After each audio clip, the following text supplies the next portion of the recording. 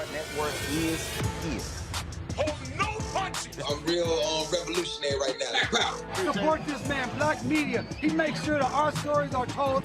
Thank you for being the voice of Black America, Roland. Stay black. I love y'all. All momentum we have now, we have to keep this going. The video looks phenomenal. See, there's a difference between Black Star Network and Black-owned media and something like CNN. You can't be Black-owned media and be scared. It's time to be smart. Bring your eyeballs home.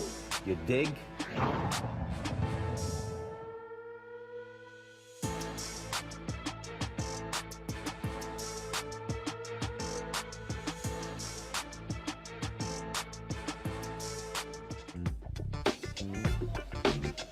Today is Thursday, July 7th, 2022. Roland Martin Unfiltered, broadcasting live from the Mayflower Hotel here in Washington, D.C. with the National Bar Association. We'll hold a dinner honoring Attorney Fred Gray, one of the 17 recipients of the Presidential Medal of Freedom. Coming up on the Black Star Network, we'll show you what took place at the White House today, where those honorees were given the nation's highest honor.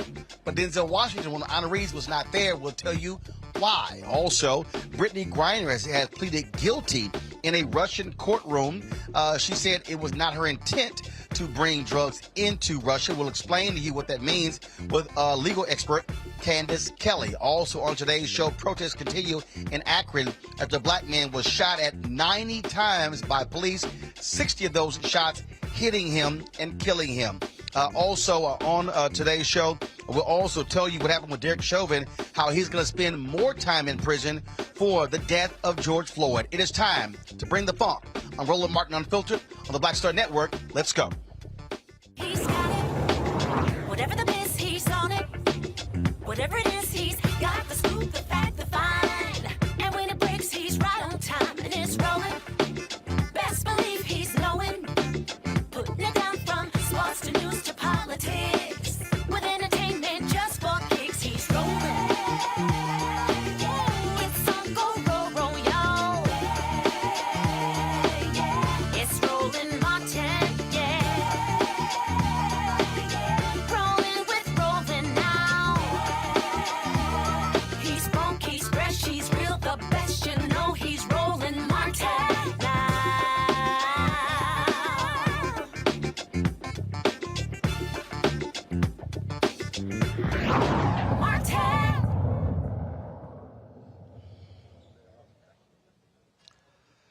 Hey, folks, today in a Russian court, WNBA star Brittney Griner pled guilty to drug charges. She was led into court in handcuffs, and during her trial today, her attorneys entered that guilty plea. She made it clear that she did not intend to bring drugs into the country. She told the judge she wanted to take responsibility for her actions. Afterwards, her attorney spoke to the media. And did Brittney say what made her take this decision today? Do you have any explanation for why she decided? She's a responsible person, and she admitted that it was hers, but she said that it was unintentionally brought to Russia because she was in a hurry as she was packing, and it was just by accident it ended up in her luggage. Considering her personality and that she is a role model to many people, to many young people, I think she should be responsible for her actions. The prosecution was reading the medical certificates, and what did the medical certificate said? That no drugs were found in her urine and her blood. Am I right? Well, they were reading just all the evidence that they have on the files. Yeah. Yes, you're right. Yes. Can you give us the full answer? Well, I think we will probably comment on this during the next court session when we will be presenting our evidence. But right now, nothing was found in her test examples. She was clean and she was tested, right? And what is she going, what will be the next hearing? The defense will start to present their evidences and their witnesses. Why give a guilty plea impartial today? She'll give fuller testimony to later. So why announce it today? What's the point of that? Because the prosecution ended their part, and it was the start of the part of the defense. And later during the trial, she will have the possibility to explain herself more thoroughly. And also mitigating factors. I mean, is that the idea? To explain mitigating factors for why? Of course. Yes. Griner will be back in court in July 14th. Joining us right now is legal analyst Candace Kelly. Candace, glad to have you here. Here is the speculation, Candace, that she needed to plead guilty in order for there to be a prisoner swap that previously happened with another American who was being held there by Russia. And Roland, you're exactly right. She needed to plead guilty because when we come to the table and you want to make some concessions and even be in a position of negotiating power and have that leverage, you have to say, I give a little bit of this and you give me a little bit of that. She had to plead guilty to go through the system, to go through the court system. I won't say the justice system because, as we know, the Russian court system, when you go to court in Russia, in the court that she's in, it's expected that she's going to be convicted. There's no question about justice. It's just a question about how long will she be sentenced. So all of these wills had to go into motion where she had to plead guilty. And I think behind the scenes, her wife, the people who are supporting her the most, they have had it with the Biden administration. They have had it with the lack of negotiation. They've had it with the fact that Biden waited all the way till yesterday after Brittney Griner allegedly to say, listen, I'm terrified. Don't forget about me. On this July 4th, my father, he served in the Vietnam War. Her wife, Cheryl, is tired of it. So they went behind the scenes and they came up with their own strategy. And this was part of the negotiation. Plead guilty, and we're going to do it our own way because the Biden administration has not satisfied us enough. And that's where we are right now, Roland. But let's be honest here. The Biden administration didn't have many options here. There's a war going on between Ukraine and the Russians. The Americans are supporting Ukraine in a significant way. This also is a huge political tool for Vladimir Putin to hold against the United States. So really, what options did the American government actually have? Well, listen, the fact that they were negotiating behind the scenes and it seemed like they were telling Brittney Griner's people, listen, just hold back for a moment. We're doing what we can do. Well, here we are 7 months later. They're asking, what have you done? You haven't even given us a call. A call would be good so that when Brittney gives me a letter in the mail, because I haven't spoken to her on the phone, I can tell her, hey, listen, the Biden administration reached out to me. At least that's a start. That's a beginning, giving Brittney a little hope, a little faith that she's got America behind her. And when you're over there in Russia by yourself in that particular legal system, that actually does mean a lot to know that at least some wheels are turning and that everybody's working on one accord. So they didn't have many options in terms of this is what we can do because we know that you're a political ploy, but at least have a little support. And that's what her wife and the Brittney Griner team have been saying. Can you support us? Can you give us a call? And there are plenty of families who are now coming forth and saying, hey, now that you've got your call, Cheryl Griner, we need a call too. So it's not just about Brittney Griner. There's a larger picture, as you said, in terms of exchanging political prisoners, prisoners that have been exchanged before. Now we're looking at a situation as to who do we actually exchange? And that's where the Biden administration is right now, albeit behind closed doors. But my guess is that something is going on in terms of that exchange, at least trying to happen. They just can't show their cards right now, Roland. But historically, I mean, here's one of the things. I mean, I think back to Syria. When the Reagan administration couldn't do anything with that government, and it was Reverend Jesse Jackson Sr., Minister Louis Farrakhan, Reverend Jeremiah Wright, and others who traveled over there and brought back Captain Gutman. When I think about same thing in Iraq, when Reverend Jackson went and rescued, brought back American citizens dealing with Saddam Hussein. The U.S. government couldn't get anywhere with Saddam. Reverend Jackson was able to do so, and of course, with the encouragement of Muhammad Ali. When I think about soldiers, I think it was in Yugoslavia, if I'm correct, where Reverend Jackson brought them back. And so this is one of those things where, again, a figure like Reverend Jackson was where we needed someone like that. Unfortunately, he's been impacted in a severe way by Parkinson's, but having a third party party religious delegation sort of lead those negotiations. That's typically what has happened in the past because the government was hamstrung because of another government didn't want to deal with the United States. And Roland, where are they? Where are those people who are coming to the forefront to say yay or nay that we support, and this is what we need to do? Well, unfortunately, we don't have a lot of we don't have a lot of black leaders, frankly, who had the stature of Reverend Jackson to be able to go do that. True. But it's interesting that you mentioned stature because when we talk about Brittney Griner, she's a rock star over there. People know her name over here, but we just have not seen kind of this continuous support and media blitz and information about her, you know, for all these months that we would see. LeBron James wouldn't have been over there that long. Let's be real.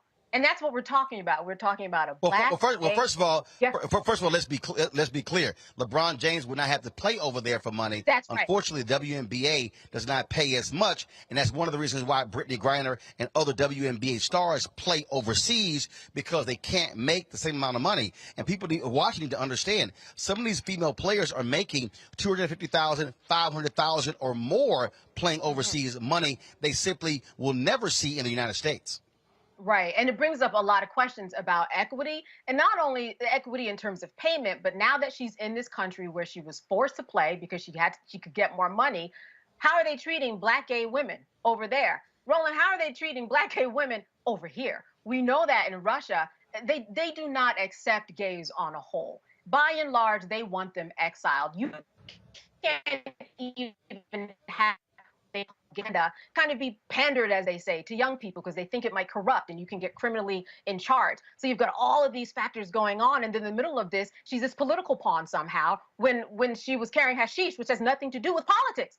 Now, I think that is really interesting in terms of what her guilty plea was. She said, yes, I plead guilty, but it wasn't my intent. Roland, that's two different things. She's saying guilty in order to appease the Russians so that she can move the needle in that regard. Yep. But in order to be guilty, you have to have the intent. On the other hand, she said, well, it wasn't my intent. I think it's very interesting that on the first day where she appeared in court, she wore a Jimi Hendrix t-shirt. Jimi Hendrix was someone who was tried. He was not convicted across state lines in Canada for having weed. He said, hey, listen, I had so many fans around me, giving me stuff, giving me gifts. Somehow it got in my bag. Wasn't his intent to do it. So I think that that was good that she said, hey, it wasn't my intent because you need that. But it really does contradict her guilty verdict because the two have to coexist. But that guilty verdict, the fact that she said it, satisfied the Russians. And in her mind, in Cheryl's mind, and all the people who came to the rally for her yesterday, in their minds, they hope that this will at least push the needle and give her a little leverage to kind of move this forward. At this point, they've said, hey, listen, we're looking to detain you for about 6 more months. One, that's because of the legal system. They don't have day-by-day, back-to-back court systems. This is not tried in front of a jury. This is tried in front of one judge. They meet once a week. 2.5-hour drive for her. Her 6'8" self in very small, confined conditions has to go back and forth. And when she gets there, they're not going to be any Perry Mason moments. The judge just reads information into a file. So that's why we're not talking about justice here. We really are just talking about what's the conviction. And she's hoping that what she's doing, what her wife's doing, what everybody's doing can kind of beat that conviction and get her over here before it even gets to that stage. Let's talk about the Derek Chauvin case. Today, he pled guilty and was sentenced to 20 years and 5 months for federal hate crimes violations in the death of George Floyd. He previously had been sentenced to 22.5 years in state prison. Explain what that means. Is this more jail time? Also, there was talk that he may be serving this not in state prison, but in federal prison. So what actually happened today in the Minneapolis courtroom? Well, what we had, as you said, that more years were put on. It depends upon how the system will look at it. He can either do it alongside of what happens, or sometimes they are built back to back in terms of the sentencing and the time that he serves. What we do know is that, once again, at least the courts are looking at this in a very serious way, where they're saying this is something that you need to have accountability for. Once again, this is a precedent-making case. And so that's what we're looking at here. We're looking at Derek Chauvin and more responsibility that is going to be left on his plate. And so that's essentially what it means. We do not know yet how this is going to play out. It depends upon what the powers that be normally in this situation want it to play out, in terms of if it's going to go back to back or if it's going to go coincide with the time that he is already serving. Now, he did have to admit a number of different things, and this is what the Washington Post wrote. For the first time, the former officer admitted that he kept his knees on Floyd's neck and body, even as he heard the man saying he couldn't breathe and ultimately became unresponsive. He acknowledged he heard bystanders urging him to check Floyd's pulse, but did nothing and blocked others from rendering medical aid. Chauvin also said that he, quote, knew what he was doing was wrong. Now, that was when he pled guilty in December. He did not offer any sort of apology today. So that is also significant, because the family, they wanted him to admit what he did was wrong. Right. This is someone who we didn't hear take the stands. Unlike other cases where we hear, the McMichaels take the stands and talk about what they did or did not do. He completely circumvented that whole thing. We didn't hear his voice. So as you said, to hear his voice, if anything, it was to satisfy the families. How satisfactory must that have been for the families to know that this man knew what he was doing in the moment, that he was wrong? You were right. This is significant, and it really is a very strange and interesting precedent, because we don't hear this from police officers. We don't hear this guilt. And this is another way for America to once again face what's going on with the police system and the accountability that they have. We thought about it, we wrote about it, we talked about it, Roland, but to hear him say it takes it to a totally different level, that this man knew while he had his knees on that neck for over 9 minutes, what he was doing is wrong. And for some people who have, families who are in this situation, that's more than they want to hear. Forget the money. They want to hear that this man knew what he was doing, accountability, and this was the most accountability that we have had from him over these years. And again, as part of the deal, federal prosecutors allowed for the sentences to be concurrent, which means that he likely is going to be transferred to a federal prison. Remember, this is one of the things that the Ahmaud Arbery family did not want to happen in the case of the white supremacists who killed Ahmaud Arbery. They wanted them to serve their time in state prison, believing that is far more rigorous and, frankly, nastier or meaner than federal prison. And indeed it is. The state prison is nastier, it's meaner. You have people who he's going to be alongside if he does go into a state prison, who know and have faced people like him outside, and they are going to get revenge. That's just what happens. They are waiting for him. His people know it, he knows it, and he doesn't want that. Federal prison, it's a little bit nicer in terms of kind of the rewards that you get for good behavior. It's a better situated system in terms of how it looks, how it feels, sleeping, eating. All of that is a slightly higher level than a state prison. So that would be certainly another victory for the families, that he's not going to live his sentence inside something that might be, a lighter sentence in terms of a federal prison that is going to go hard in a state prison. So certainly they're hoping for that. A lot of us are hoping for that, because that certainly is what he deserves. All right, Candace Kelly, we certainly appreciate it. Thanks a lot. All right. Good to see you, Roland. Likewise. Folks, going to a break. We come back. My panel will break down these two stories. Plus, we'll talk about today's Presidential Medal of Freedom ceremony at the White House. 17 of great Americans were honored by President Joe Biden. We'll show you what took place and hear from folks after the ceremony, including 2 of the medal recipients. You're watching Roland Martin Unfiltered right here on the Black Star Network. Back in a moment.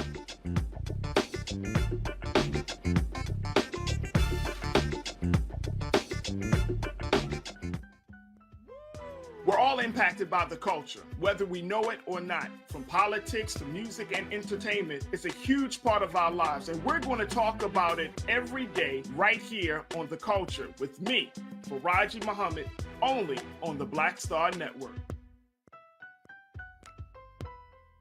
Hi, I'm Dr. Jackie Hood Martin, and I have a question for you. Ever feel as if your life is teetering and the weight and pressure of the world is consistently on your shoulders? Well, let me tell you, living a balanced life isn't easy. Join me each Tuesday on Black Star Network for A Balanced Life with Dr. Jackie.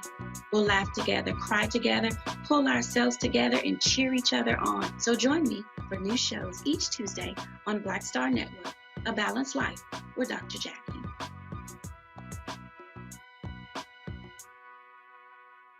Hey, I'm Amber Stevens-West. Yo, what up, y'all? This is Jay Ellis, and you're watching Roland Martin Unfiltered.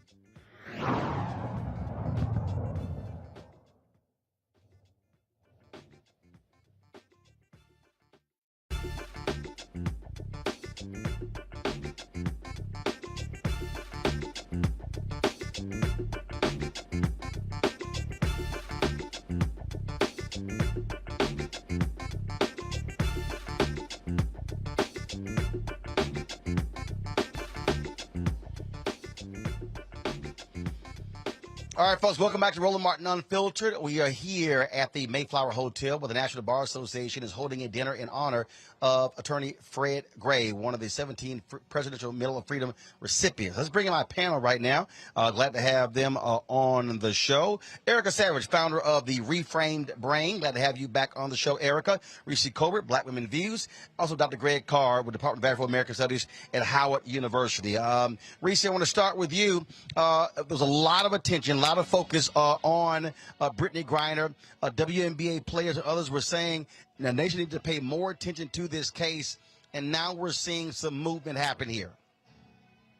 Yeah, I do want to first start off respectfully to Ms. Kelly. She almost made it sound like there was no contact between the administration and Ms. Cheryl Griner when we saw just on the show on Tuesday when I hosted that she had been in contact with the Secretary of the State, Anthony Blinken, as well as the National Security Advisor, Jake Sullivan. These are not peons. These are not small-time people in the administration. So I just want that to be clear. She hadn't spoken to the President of the United States, which most people don't get a chance to speak to, but, pressure works. And so she was granted an audience with the President and Vice President, and she was satisfied with what she was told during that meeting, and she felt encouraged by it. And so I just want to put that out there because it just sounded it sounded almost like they were blowing her off, which I don't believe to be the case. And they had classified her as wrongfully detained 2 months ago. So there are a lot of things that happen behind the scenes.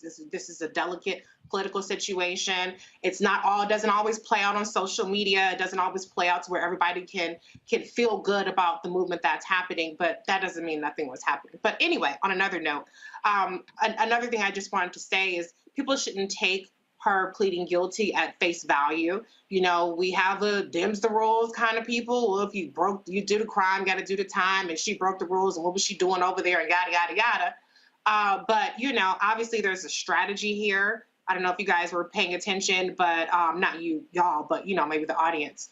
But they said they didn't find any drugs in her urine or in her blood.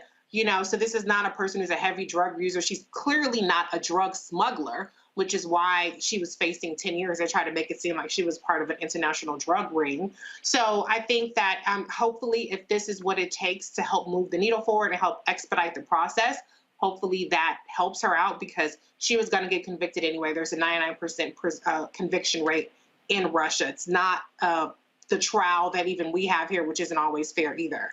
So I can't say I'm encouraged, but I'm just really hoping that there's some really good strategy behind this. But the other thing too, I wonder where Ms. Kelly got the idea that this was somehow in defiance of the administration or taking matters into their own hands. That just seemed like kind of out of nowhere.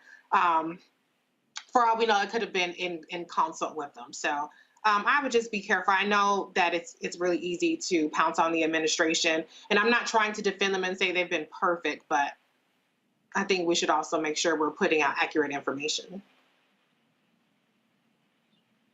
Erica, your thoughts again on this Griner case. And one of the things early on, the Biden administration did ask folks not to raise the decibel, if you will, There are a number of WNBA players who talked about that as well because they wanted this to be, in terms of, they said, look, it was delicate, private negotiations, and certainly understanding her family members wanting action to be done here. We cannot discount the reality, though, that Vladimir Putin doesn't give a damn what we say. He controls this whole process. Oh, absolutely, Roland. He is judge, jury, and he will issue the verdict. One thing I also want to mention is that I talked about this a couple of days ago on another program, is that I served as an emissary a couple of years ago in the effort of a freeing of a political prisoner. And I can tell you from a national standpoint, from a faith standpoint, from a local standpoint, that it really is all hands on deck. And just for people to be aware that in 2015, under the Obama administration, the special presidential envoy for hostage affairs was stood up. So this is something that President Biden, having been vice president at that time, is intimately aware of. And there are two leaders, in addition to the leaders that Reese member, that are well-versed and very capable. And so I would caution additionally as well is for people to listen to the information. Trevor Reed, a spokesperson for his camp, he was detained in Russia for a period of years. Spokesperson said that, listen, Trevor was detained and did not want to sign a document to his guilt until the last few days, and that's when he was released. So this is due process. It's very delicate. I can say during that time period, I said practically nothing. And so, it's just now that I'm kind of sharing a bit about that process. So, to Reese's point, as, we are flooded and just used to this level of, as soon as something happens, it's made available on social media. When you're talking about, BG was one of 70 WNBA players that was in Russia at the time, the only one that was detained. As her legal team said, that she was clean, there was nothing in her system, that she is a queer woman, Black, and a WNBA player, high profile. We know that Vladimir Putin, as a former KGB officer, keeps dossiers. He's very aware of what's happening in his country. So I think for people to really take all of the information in that we're receiving and just know that just because we're not seeing it play out as we would a movie, as we would see something frame by frame on social media, does not mean something that's happening. But it also want to go to the pressure campaign that is moved forward with the signatures of many people, myself included, that have called for her release, that this is something that definitely has worked in favor of BG. However, the delicate balance of ensuring that BG is freed and that those conversations are happening with relationship to her freedom. Again, as Reese said, our government has said that she was wrongfully detained. And so this is something that people want to be engaged. There was just a rally in Arizona with a congressperson from out in Arizona that her coach from the Phoenix Mercury just had. And so they're issuing support. So, if people want to find out if perhaps there's a caucus group within their particular congressperson's area that they're connected with, do that. Please sign the petition. Please keep her name lifted above the fold so that we know that BG is not forgotten. But be aware that just because we don't see it does not mean that things are not in fact happening, because they are. And look, Greg, I mean, you have the folks who are saying that, well, if this was Stephen Curry, if this was LeBron James, this would not be happening. But you also can't overlook the reality in terms of the pay inequities and the differences in these different sports. An NBA player doesn't have to go overseas. It's the players who don't make the cut in the NBA who play overseas. The fact of the matter is that women's sports, especially basketball in this country, simply is not even close to the NBA. The NBA is almost a $10 to $12 billion a year entity. The WNBA teams lose money. Those are facts. That's why female professional players have to go overseas to get paid well. And that's why she was in Russia. That's true, Roland. And I'm old enough to remember the American Basketball League. Look it up. That's why David Stern and the people in the NBA started the WNBA to put the ABL out of business, which was projected to be a owner and player profit sharing proposition. Go look it up. But at any rate, the point is this. If it was Stephen Curry or LeBron James, not only would they be in jail, they would be in jail with even more press. The sexism would come in the amount of coverage, I think. Let's be very clear. Brittney Griner, BG, would be in the United States if it were in the interest of the Russian government. Let's just zoom out and look for a minute. Most of the countries in the world have not picked a side between Russia and the Ukraine. They've remained non-committal. India, which is the world's largest democracy, has blocked every, or at least abstained in every UN resolution condemning Russia. The United States and Europe don't have the muscle to move the world. India, Brazil, Mexico, South Africa, well, most of the African countries, the Caribbean, Latin America, they're staying out of it. They're trying to see what are their economic and strategic interests. Now, you know, there was a pushback on one of the islands in the Black Sea. The Ukrainians look like they might regain control. That would open up the grain again. Because remember, the Ukraine is a breadbasket in many ways of Central Europe, and it affects Africa. These countries are looking at their interests. And I'm glad you mentioned Robert Goodman and Minister Farrakhan, of course, Jesse Jackson, our brother Jeremiah Wright. Saddam Hussein was trying to embarrass the United States. Understand how geopolitics works. See, this is why we have to, particularly as Black people, stop looking at these things as domestic issues. That's soap opera stuff. I couldn't agree more, Erica, when you start talking about this. The bottom line is this. Saddam Hussein gave that brother up because it was a thumb in the eye of the United States government. Now let's get to Brittney Griner. The name people need to Google is Victor Bout, V-I-K-T-O, Bout. Victor Bout was convicted in 2011 of selling guns to the FARC rebels in Colombia and imprisoned in the United States. Victor Bout's lawyer has said this week that if the United States engaged in a prisoner swap, Victor Bout for Brittney Griner, she'd be home right now. But the Justice Department is against all kind of prisoner swaps. Meaning what? They're having a battle, as Reese says, in the Biden administration. And guess who's going off script? All them Black people, all those people in the WNBA, all the people for social justice, the LGBTQ community who are saying, free Brittney Griner, free Brittney Griner. Biden like, hey, everybody calm down. Because behind the scenes, it's not yet in Russia's interest to let her go. They're getting publicity. Hell, if LeBron James was locked up, they'd be getting more publicity. But the bottom line is nobody's coming home until these countries work out how they can make a deal that's in the best interest of the Russians. Now, all you got to do to see that this is very serious, but at the same time, that there are other forces at work. Look at Alexander Boykoff. Look at her lawyer. He come in there in a Hawaiian shirt, dude. No, I don't want nobody today. As everybody said, she's going to be convicted, and this is about the prisoner swap. Pay careful attention to the prisoner swap. Again, yeah, look up Victor Bout, and that might make it a little clearer. Yeah. Indeed. All right, folks, going to a break. We come back. We're going to talk Presidential Medal of Freedom. The ceremony took place today at the White House, honoring 17 amazing Americans. We'll show you what took place, as well as cover some other news. This is Roland Martin Unfiltered, broadcasting live from the Mayflower Hotel here, the nation's capital, Washington, D.C., where in less than an hour, the National Bar Association will hold a dinner in honor of one of those recipients, civil rights attorney Fred Gray, 91 years old. Right here. We'll be carrying it live right here on the Black Star Network. Don't forget to, folks, support us in what we do. Download the Black Star Network app, all platforms, Apple phone, Android phone, Apple TV, Android TV, Amazon Fire TV, Roku, Xbox, Samsung TV. Plus, support us in our efforts. Of course, folks, our goal is real simple, to get 20,000 of our fans to contribute on average $50 a year. That comes out to $4.19 a month, 13 cents a day. I told y'all what happened. Of course, the accident that we had, our Sprinter was totaled. And of course, it was only insured up to $125,000. And so we've got more than likely have to pay additional $75,000. The second one, we're working on it right now. Hopefully we'll get it in September.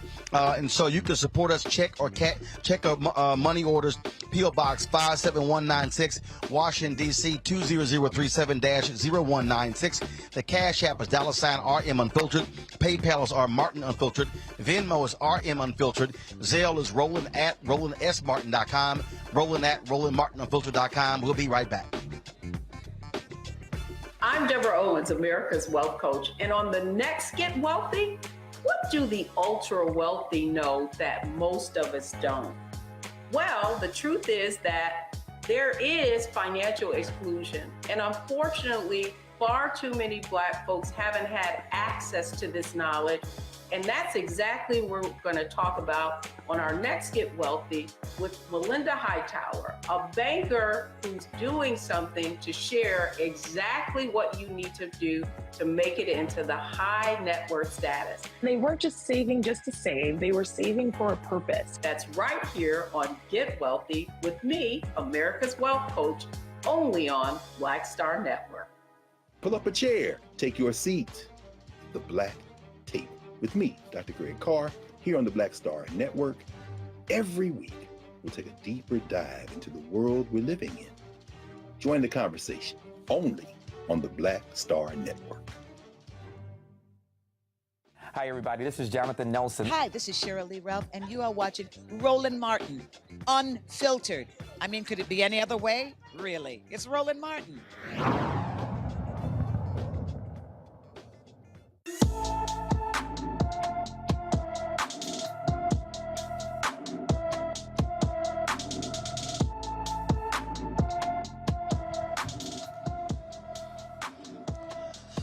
LaDae Arnold disappeared from St. Louis, Missouri on June 26th. The 7-year-old is 3 feet 6 inches tall. She weighs 70 pounds with black hair and brown eyes. LaDae may be in the company of an adult male. Anyone with information about LaDae Arnold should call the Bellefontaine Neighbors, Missouri Police Department at 636-529-8210, 636-529-8210. Folks, the ex-cop in Cleveland who shot Tamir Rice has gotten first of all, he's now got a new job from a police department in Pennsylvania. Now he is resigned after the news went public. Timothy Loman's attorney announced his client would quit his new position after the hiring sparked outrage. The president of the Tioga Borough Council posted this Facebook picture of Loman's swearing-in ceremony. The photo led to some fury on the social media platform. Remember, in 2014, Loman responded to a call saying that someone was waving a gun around, shooting 12-year-old Tamir Rice shortly after arriving on the scene. Loman was never charged for Rice's death. What's crazy here, Erica, is that the mayor said he wasn't aware of Loman's past. I guess they don't vet. I guess they don't use Google in this Pennsylvania town. Yeah, I just woke up and found out I was black. When I tell you I went straight to Facebook and saw how they had lit him up and righteously lit him up, this is why we have to pay attention to these folks who are tax-paid servants of law. Continue to follow them because he had a job and then he lost a job. And so he's going to continue to follow that same pattern. The person from within that particular council that posted that picture just the other day had posted something around Epstein's girlfriend around her sentencing and saying something smart around that. And so then people started going in to say, so what the hell were you doing hiring someone that killed a child? And so here we are again with a person who is swearing to uphold some kind of law that allows Black children, Black bodies, grandparents, mothers, daughters, and the rest to be treated without incident. We're seeing how our late brother Jayland Walker had 90 rounds fired upon him, 60 that landed, and that he was brought to the medical examiner's office as though a bounty. And so it is incumbent upon all of us as a community to make sure that this pressure campaign continues to come. He should never have a job. He should always have to suffer to eat, to provide for himself, to hopefully use a washcloth and wash his nasty behind. He should always have to pay for that, for taking someone's child out of this world in 2014 and 2012, excuse me. Can't recall what year it was, but very glad that the pressure campaign It took place in 2014. 2014. And so glad that the pressure campaign, that people are staying woke and paying attention, and that we have to continue to follow this type of leadership that we continue to see. Just keep his name at the top of the fold, Timothy Lil Name. Greg, this is why, look, I and others believe there should be a national database. Cops involved in these type of shootings, names should be there because, frankly, they should never, ever have a badge or a gun. Absolutely. And Reese, I think about you, since you probably say something about this. All that legislation that was stalled in the United States Senate after it passed the House, that was trying to get to the President of the United States desk, this is one of those things. And again, Tim Michigan, Scott, you race traitor, lining up to block these kind of things, you're responsible for all of these failures, including that lack of a national database. But let's be very clear. Killing Tamir Rice was probably like a letter of recommendation for Loman in that little borough. You know, y'all look up the census count, the 2010 census. I hope for their sake that the number of people in Cuyahoga in that little borough changes, because according to the 2010 census, the number of people who lived there was 666. The point I'm trying to make is that Floyd is coming east. Now he's 4 hours from Cleveland now. He's coming east. He's right on the New York-Pennsylvania border trying to get a job. And that photograph you showed, the white dude swearing him in, looked like he had on an open collar version of that shirt that Brittney Griner's lawyer had on in that picture in Russia. My point is, it's easy going, easy like Sunday morning. And as you often say, as we often remember, of course, the old saying that Pennsylvania is Pittsburgh, Philadelphia, and Alabama in between.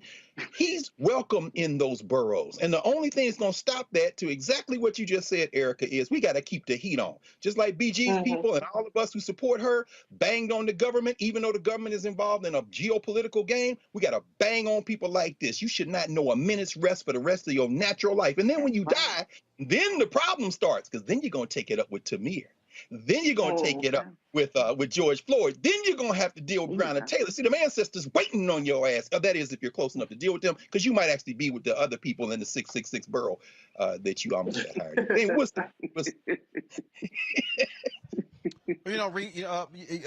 Reese, when you think about this case, the fact that there's so many officers, they get hired by the neighboring city, the neighboring county, and this happens over and over and over again. Not just in this case, but cases all around the country where these cops keep finding law enforcement jobs, keep having badges and guns.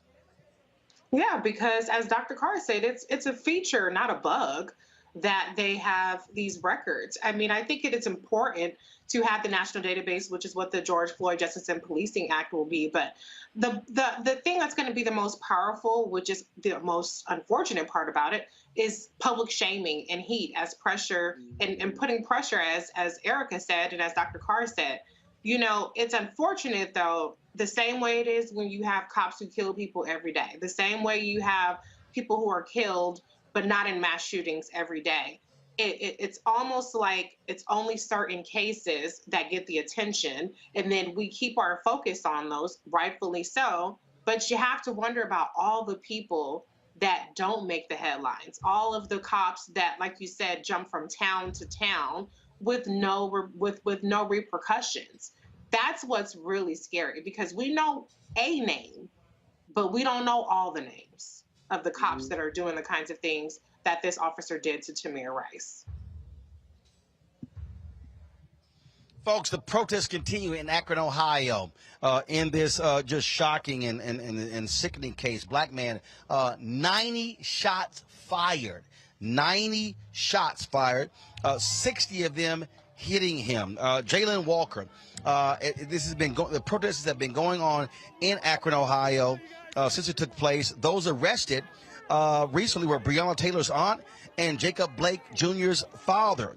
Akron police say protests were peaceful until 8:30 last night, when around 50 protesters began to block and disrupt traffic near the Akron police station. Officers deployed tear gas to disperse the crowd after warning protesters.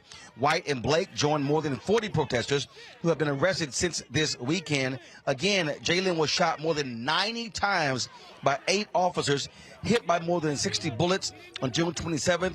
What should have been a routine traffic stop. President Joe Biden says the Department of Justice, they are monitoring this case. Make one serious comment about the shooting and the death of Jayland Walker. The Justice Department and Civil Rights Division of the FBI field office in Akron, Ohio, and the local U.S. Attorney's Office are closely monitoring and reviewing what happened. The FBI continues to coordinate with state and local partners to provide resources and specialized skill. If the evidence reveals potential violations of federal criminal statutes, the Justice Department will take the appropriate action. And I just want you to know what's going to happen. The 8 officers involved are on paid administrative leave. Greg, I will start with you. Again, another example, traffic stop leads to death. Yes, sir. I mean, we've seen this too much.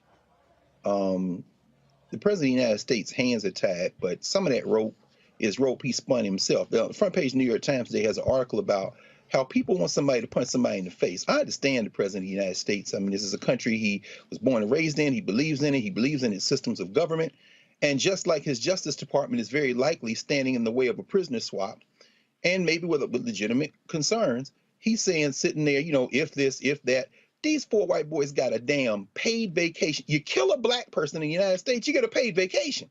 Then you get clear. I mean, if something happens and maybe you get convicted or something, they ding you up. And that damn white national Supreme Court is chipping away at the possibility of you being dragged into civil court. Oh, don't worry. They're going after these settlements that are being settled. They come from our tax dollars. So I kind of feel for the President of the United States. At the same time, I was shaking my head because I'm saying when you kill a black woman or a black man, a black boy or a black girl in this country, you get a paid damn vacation. Yeah. This is what we're on the verge of now. We're on the verge of black people saying, don't take them to court. Let them go back to work. ... Because as these militias ramp up and arm up, as they get ready to try to steal the 2024 election and they all get guns, you know, more and more people are saying, you know, if we're going to get slaughtered, if we must die, then we're going to test the damn Second Amendment. Say I can get a gun? Okay, I'm going to get the strap. License and boom! I'm not wishing it on you. I'm saying you are daring people. Because if you just gonna get killed anyway, why the hell would I get shot in the back? Hell, if I'm gonna take 2 in the chest, I might as well, yeah. What did Jay-Z said? He threw 2 at me, I threw 4 back. Please understand, putting these white boys on damn paid vacation for murder is an incentive to get more of them to do the damn same. You know, and that's the thing, you know, that drives me crazy, Reese. 8 cops. When I was in Louisiana for Essence Fest, I was talking with one of the New Orleans Police Department officers, an African American, and he said, I don't give a damn what those cops say. There is no justification for 8 cops firing 90 shots at one person. Period. And to further add injury on top of injury, they handcuffed a body that had been obliterated, shot from ankles to his cheeks with 60 gunshot wounds, and they handcuffed him. Even after he was dead, handcuffed him when they brought him in for an autopsy. That's no different than pissing on his body, spitting on him. That's how much they wanted to degrade him. That's how much vitriol and demonic energy they had towards a person that was just on the traffic, just driving, you know, just driving. So this is a soulless demonic force that has the word police written on it. And I don't know how much we can do to solve that. I'm not for all of us picking up arms because I don't think black people have the best aim. Not as good as white folks do all the time. So I would like a peaceful solution, but, and I'm not trying to stereotype, somebody's gonna be like, I'm a marksman. Okay, you are a marksman. But we are hitting a point where it's going to bubble over because 60 shots, 7 people dead, and 1 person out of those 2 situations walks away. And it's not the person who was on a traffic stop. It's the person who killed 7 people and walked away. Something has got to give, and I don't know what it's going to take for people to say, we got to figure some shit out because what we got going on right now ain't working. Yep. But this right here, Erica, is why I said on the anniversary of the George Floyd death, the 2nd anniversary, I really hope the families, I really do hope they come together and issue a national statement calling on President Joe Biden to bring them, to bring law enforcement, to bring Senator Tim Scott, Lindsey Graham, Republicans, to the White House to say, get the George Floyd Justice Act bill back on track. I said, and I told Attorney Ben Crump, I'm going to see him tonight at this dinner. I'm going to say it again. In fact, I'm probably going to say it because I'm emceeing. I'm going to say it from the podium because there needs to be another attempt at it. Look, they can't say we don't have enough time to get it done. And what that will do is it will force Scott and Graham to look these black families in the eye and say why we have failed or we can't get it done. So the pressure must continue because this kind of crap has to stop. Oh, absolutely, Roland. And I'm so glad that you use your bully pulpit appropriately to do that. If we could just have more people that would exercise that same level of care.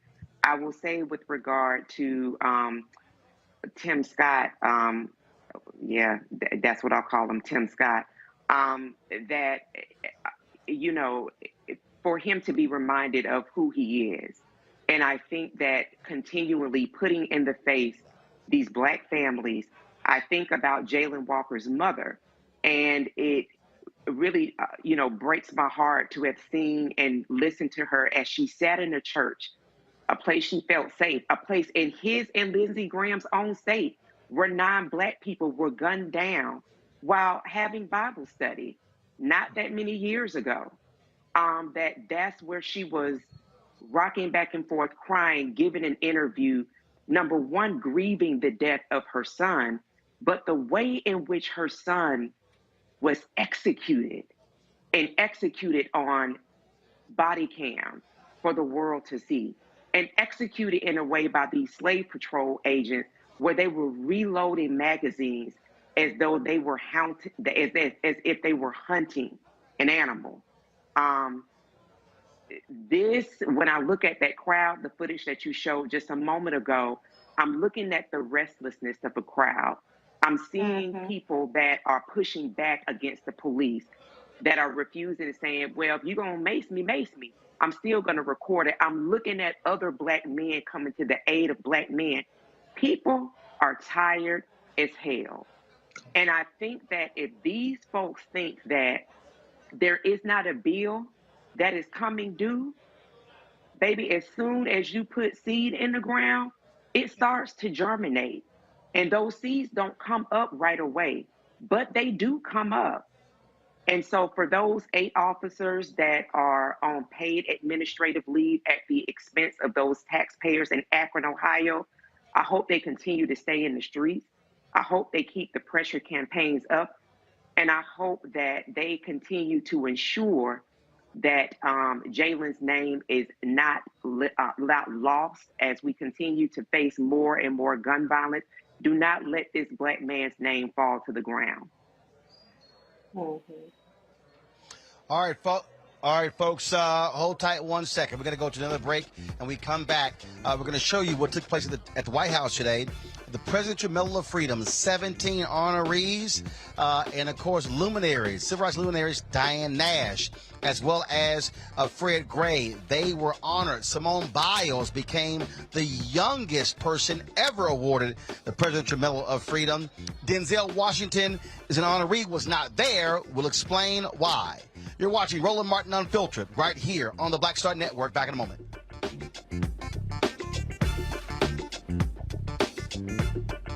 Of course, I looked up to Spike Lee. Of course, who didn't? I mean, he's a genius. But then also, I was this kid from Brooklyn, right? That felt like, give me my damn respect. I made this, this creative art, right, that people are responding to. And it would have been great if we had the opportunity to sit one-on-one. Hold on 1 second. Okay. Spike. What's up, baby? So I'm in LA right now. I got a one-on-one series with my network, Black Star Network. And I'm interviewing Maddie Rich. I appreciate that, bro. That's a big moment, man. That was like, man, that was good. Got me all choked up. That's good. Well, I'm all about connecting. Appreciate that, bro.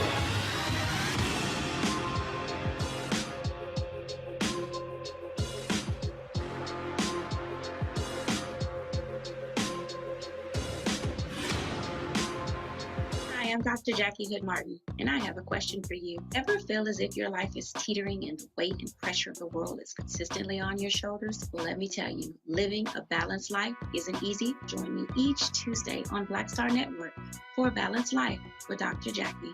We'll laugh together, cry together, pull ourselves together, and cheer each other on. So join me for new shows each Tuesday on Black Star Network, A Balanced Life with Dr. Jackie.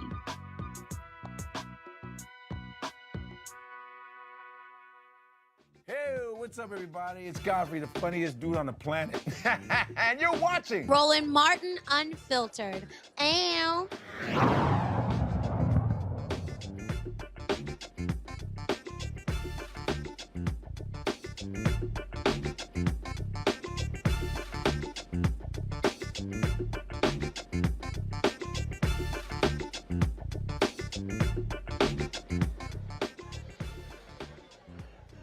All right, folks, today at the White House, President Biden welcomed 17 honorees, actually 16 of the 17 honorees to the White House, who he awarded for the first time as president the Presidential Medal of Freedom. It's the highest honor given to an American citizen. They hail from all walks of life, politics, civil rights, law, sports, you name it. They were all there. We live streamed it on the Black Star Network. And again, so this is the video of them all walking into the room. And so the president, he introduced each one of the honorees. This is what he first had to say about Simone Biles, the greatest gymnast ever in American history. Congresswoman Gabby Gifford.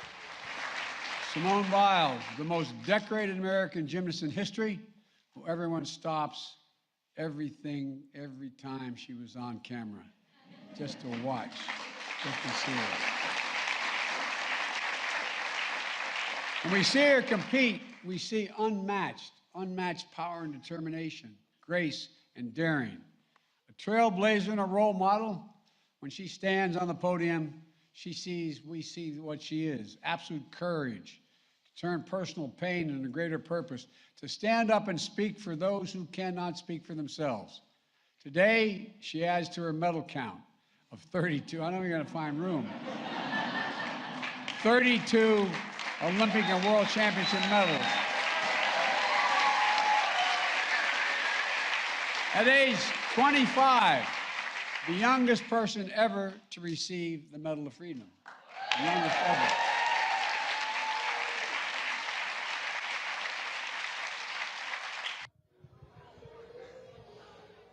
Here's President Biden saluting civil rights icon Diane Nash. As a 23-year-old student at Fisk University, Diane Nash received a phone call from Attorney General Robert Kennedy's top deputies, warning her about the violence at the next stop of the Freedom Ride she organized across the South. She replied, and I quote, "We all signed our last will and testaments before they left. We know someone will be killed, but we cannot let violence overcome nonviolence." Think of that. With unmistakable courage and unshakable courage and leadership, Diane Nash shaped some of the most important civil rights efforts in American history. A key architect of the sit-in movement in Nashville. After 4 little girls were murdered at the 16th Street Baptist Church in Birmingham, she called for a nonviolent movement across Alabama that planted the seeds that became the Selma campaign 2 years later. Her activism echoes the call of freedom around the world today. And yet, she is the first to say the medal is shared with hundreds of thousands of patriotic Americans who sacrificed so much for the cause of liberty and justice for all. And by the way, she asked me to make sure to add that because she didn't want to take all the credit herself.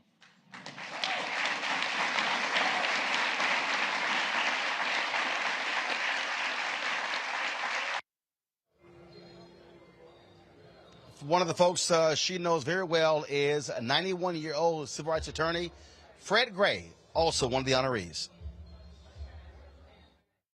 When Dr. King, Rosa Parks, and Claudette Colvin, and John Lewis, and other giants of our history needed a lawyer for their fight for freedom, you know who they call? They call a guy named Fred Gray. That's who they call.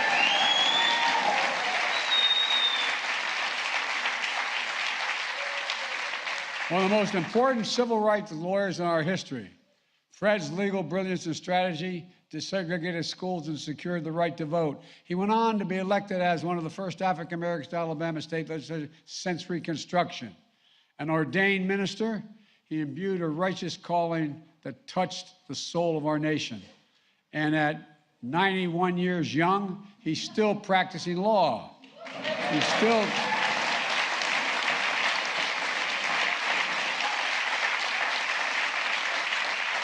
And he's still keeping the faith in the best of America. Folks, Denzel Washington was supposed to be there, but the president had this to say about him not being there.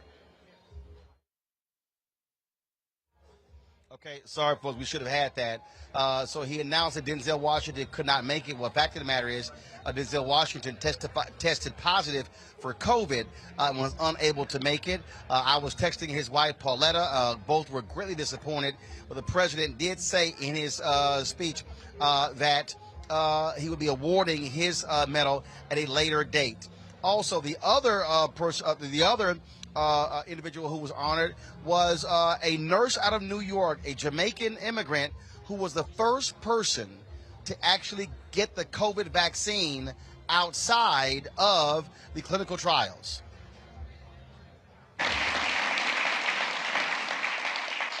When she was 18 years old, Sandra Lindsay immigrated to Queens, New York from Jamaica to pursue her dream of becoming a nurse. As director of nursing and critical care at a hospital in Queens during the height of the pandemic, she poured her heart into helping patients fight for their lives and to keep their fellow nurses safe. And when the time came, she was the first person in America to get fully vaccinated outside of clinical trials. Sandra, as I told you before, if there's any angels in heaven, they're all nurses, male and female. No, for real, they really are. Many of you who've spent a lot of time in the hospital, as some of us have, you know. Doctors let you live. Nurses, male and female, make you want to live. Make you want to live. Sandra's vaccination card and hospital scrubs and badge are part of the Smithsonian National Museum of American History exhibit on COVID-19. Today, she receives our nation's highest civilian honor and deserves it. Sandra Lindsay, again, there, the Jamaican ambassador. Ambassador Marks was there to see that take place. Other people there, Senator Alan Simpson, Cindy McCain accepting the award on behalf of her late husband, Senator John McCain. Lorraine Powell Jobs, the widow of Steve Jobs, was there also, founder of, first of all, there were other people who were there as well, just amazing individuals. Former Congresswoman Gabby Giffords was there as well, a strong proponent of gun laws, and so many others who were receiving the awards. Now, when it was all over, there was a pianist that was playing different music, and then all of a sudden began to play, lift every voice and sing. And of course, when that happens, black folks gonna sing the song. Ring with the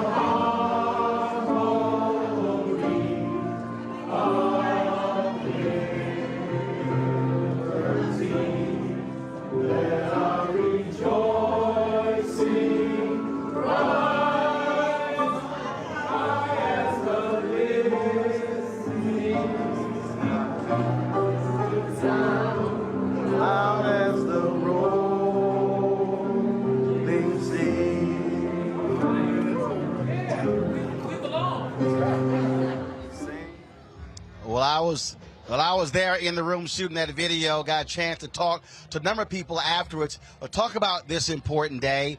First up is the mayor of Montgomery, Alabama, Stephen Reed. Of course, remember, they took a $25,000 fine from the state of Alabama by taking the name of a street in Montgomery named after a Confederate general and putting up the name of Fred Gray. Here's what he had to say about today's ceremony.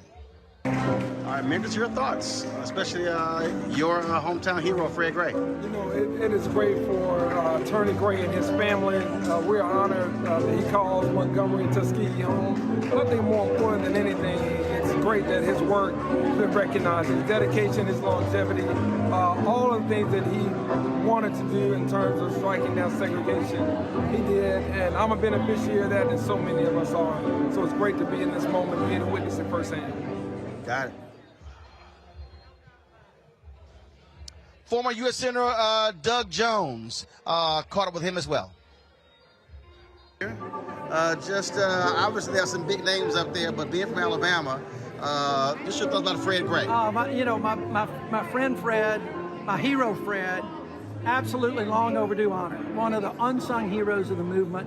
I'm not sure how far the movement would have gotten without a brilliant young Fred Gray, really putting his career, his life on the line. An amazing man, and still going. I mean, still going. He doesn't age. 91 years old, still practicing law. He doesn't age. It's just phenomenal. I'm so happy for him, his family, and frankly for the state of Alabama. All right, appreciate it. Thank you. All right, that was, again, former U.S. Senator Doug Jones of Alabama. Simone Biles, she actually stopped by the area where all the microphones were set up there, and she talked about what it meant to be the youngest recipient ever, and several other questions that we had a chance to ask her. Here is Simone Biles. Sorry. What's up, H-Town? Simone, how do you feel? Just tell us your feelings about today, special day. Well, hearing that I was the youngest, it was a huge honor. It's kind of scary because it is the best award you could receive for your whole life. So now it's kind of scary, like, oh, what do I do now? But it's a huge honor. I'm excited to be here, especially with my family, my agents, all the other recipients. So it was an exciting morning. What message do you think this honor and receiving its young sons to young women across the country? Yeah, I think it really will teach them you can do anything you put your mind to, and to just speak up, use your platforms, be authentic, be yourself, and stay true to yourself, and just go out there and have fun in whatever your adventure is. There have been folks honored in other sports, basketball and football, for you, but for this to be gymnastics, how critical is that? Yeah, I think it's really exciting because it shines a good light on our sport, because our sport is so fun, it's so incredible. We've had kind of a cloud over it the last couple of years, so to put some sunshine feels good. Where does this accomplishment rank among all your other accomplishments? I think it's definitely at the top. For me, obviously, going to the Olympics and winning all of those medals, I put in so many years of hard work and stuff, but to be recognized from the president and everything else is really special. Did the president share any message with you when you were speaking with him today or on stage? Yeah, he just was saying how courageous I was and how we kind of need more young people like that. So it was really exciting to hear that and to know that my hard work is paying off, especially using my platforms, because he said that's why they chose me as well. Any message to a foster child out there? Sorry? Any message to a foster child out there who's watching this? Yes, I support you. I believe in you. Keep up the great work. You can do anything you put your mind to, and we're trying to do as much as we can for the foster community. And I'll continue to do that. Thank you. So, okay, you're so sorry. Dennis Archer, former mayor of Detroit, former president of the National Bar Association, shared his thoughts. What's your thoughts on these honorees? Diane Nash, Fred Gray, some historic figures on that stage. I thought it was just outstanding, and to see all of us here celebrating the recognition of what they contributed and what they meant to all of us. There's so many people I know would love to have been here, and there was a link. I think if you got on it, you could see it even though you're not here. I want you to know that I've been enjoying watching you on television. I appreciate it. I thought your interviews have been outstanding, and they show great respect for your contribution, for what you've done and do for all of us. Keep up the good work. I will do. Well, you know, I got to represent Alpha. I appreciate it. Good seeing you. folks. Khizr Khan was one of the 17 honored. I met him a few years ago. He's a big fan of mine, and we had a good conversation outside of the White House about what it meant to be a Presidential Medal of Freedom winner. Here's our conversation. First and foremost, how does it feel to be to get the nation's highest honor? I am humbled. I'm honored. I'm grateful to President Biden, and I'm grateful to his administration for being the champions of diversity, equal dignity, and I accept this on behalf of all immigrants. I am a first-generation immigrant to this country, came empty-handed and received amazing love and support, and have built nothing to something. And then to receive this recognition, it means so very much to me.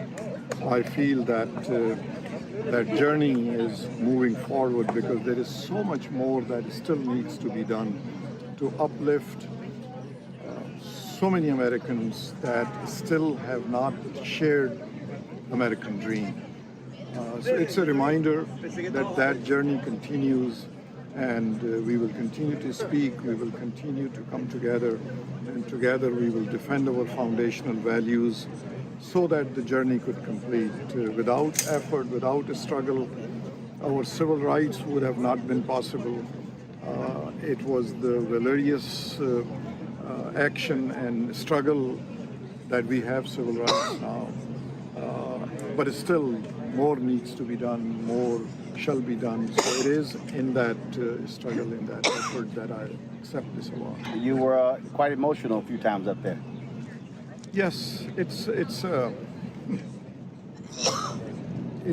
realization of how far I have come, because I'm a testament to not having anything to having so much. And sometime as a human being, it could be overwhelming. To come to full realization is standing next to the President of the United States and realizing that in the authoritarian dictatorships, I did not matter, I was no one. Here I am receiving this nation's highest recognition. So for that reason, and it reminded me of my son as well, that he would have been so proud today. All right, well, we certainly appreciate it. Congratulations. Thank you. Always good seeing you. God bless you. Thank you. Thank you. The Secretary of Health and Human Services, Xavier Becerra, we caught up with him afterwards as well. We were talking to him about the positive COVID designation of Denzel Washington, and he said, we got to stay vigilant. It's still real. In Connecticut, where we really had a great time with the family that had just vaccinated their 6-month-old daughter. And that's what we want people to know is today we've got a way to stay alive, stay safe, and stay healthy. It's the vaccine. 6 months and above, you can get vaccinated. So we'll get vaccinated. And do we need to wear masks on the outside, especially as this is so contagious? Because before the thought was we don't need to wear masks on the outside. If you are in an area where there is high level of contagion, if you are in an area where there's high level of contagion, it makes sense to wear a mask. You don't need to wear a mask everywhere. If you're outdoors, it's a lot easier to go without it. But if you're outdoors in a space where there's a large congregation of people, be smart, be safe, do what you think is going to work best. If you don't get into any kind of vehicle without buckling up, you should not do anything about dealing with COVID without using all the safety precautions you can. Thank you, sir. Yeah, we did have an opportunity to ask him his thoughts about today's ceremony, and here is the Secretary. Reads there, who were you most excited to see be honored by the President? You know, I'll be honest, I've known some of them for years. Some of them have stories that are compelling, especially for someone of color. But I will say something, given today's circumstances, Alan Simpson, Senator Simpson from Wyoming, Republican, he and I have a deep friendship. Not because we agreed on so many things, it's because we were able to disagree and still be friends. And I have great fond memories when I served on the Simpson-Bowles or Bowles-Simpson Fiscal Commission. He was nothing but a gentleman, And I probably, of all the people, wanted to, as a friend, say something to him. But I will tell you, you had giants in that room. Giants who fought for civil rights, giants who fought for the respect and dignity of others. You know what? It's great that we do this for Americans because it shows who we are. But it was great. I got a kick out of seeing Alan Simpson. The guy's about 2 times my size, but it was great to see him. Denzel didn't show up because he had COVID. That's right. I think everybody in that room was there because they wanted to see Denzel Washington. So we'll have to come back again, right? But what does that send to? What message does that send to America that Denzel didn't even show up for the highest civilian award for any person? You know, when you're a no-show for your own event, you know, that's how powerful COVID can be. And that's how powerful the message should be. Get vaccinated, get boosted, get your children vaccinated, because we don't want to be sick. You don't want to miss your award ceremony. And he's double boosted. I was texting his wife, so she's double boosted. Listen, I'm double boosted and I got COVID twice. In a month. Same here. In a month, yeah. Yeah, so I probably had every variant you can think of. And that's because I got to be around a lot of different folks. Yep. But hey, we know what it takes to be safe. We know what it takes to stay alive. Let's do it. Appreciate it. Thanks a lot. All right, now let's go to our panel. Let's see here. Greg, I'm going to start with you. Obviously, a number of people deserving of these honors. But I can tell you right now, the loudest applause, Attorney Fred Gray had his whole section over there. Every living president of the National Bar Association was there. A number of folks there to cheer him on. And, of course, civil rights stalwart Diane Nash. Absolutely. I'd like to correct the secretary. It doesn't show who we are. There is no work. There is no we. It shows who the people who live here are. It's a minor thing, but actually it's very major. You know, leave it to one of the greatest actors in the history of motion picture and theater to steal the scene, because now he gets his own individual ceremony. So shout out to Denzel Washington.